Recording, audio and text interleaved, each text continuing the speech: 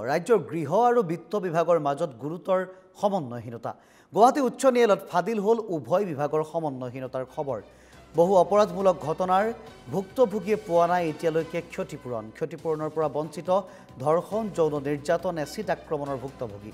ভুক্তভোগীক ক্ষতিপূৰণ আঁচনি 2012ৰ জৰিয়তে ক্ষতিপূৰণ পাব লাগে ভুক্তভোগীয়ে।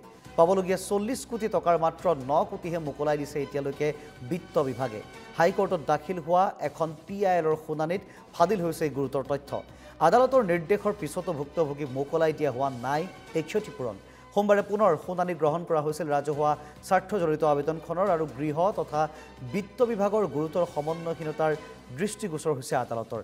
ৰাজ্যৰ মুখ্য সচিবক বিষয়টো উনুকিয়াই শপতনামা দাখিলৰ নিৰ্দেশ দিছে এই মুহূৰ্তত হাইকোৰ্টে। আৰু ক্ষতিপূৰণৰ ধন কিয় উপলব্ধ কৰা নাই সেই কথা আদালতক জনাব লাগিব মুখ্য সচিবে।